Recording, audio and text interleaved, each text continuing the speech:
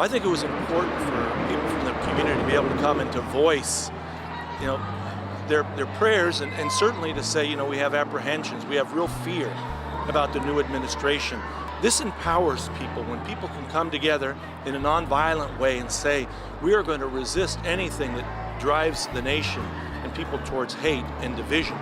We will resist that, and we will resist it very, very strongly in a nonviolent way. I always believe that you should demonstrate in a peaceful way, never in a violent way. So I'm not in favor of breaking anything or burning anything, but at the same time, I'm very proud of the people that stood up and said, we're against where the president wants to take this nation in a nonviolent, peaceful way. And there were many.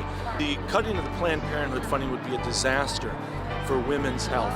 Planned Parenthood reaches out to millions and millions of women and have for their health care needs, and also, frankly, for them to be able to make choices about decisions that are very profound for them.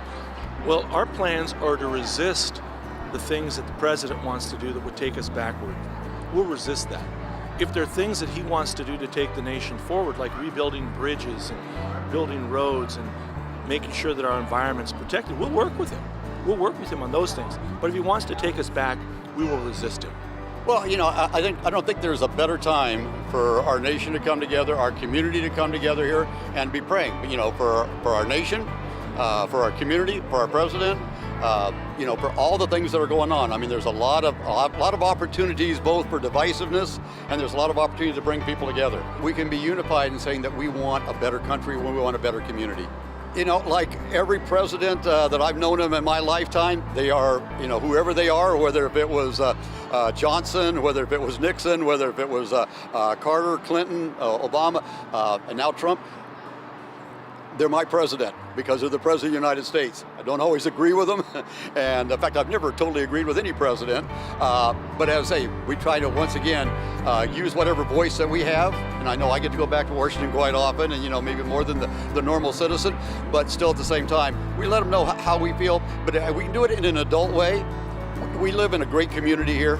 I love the South Bay. I mean, could not love my community and my city of National City any more than anybody could.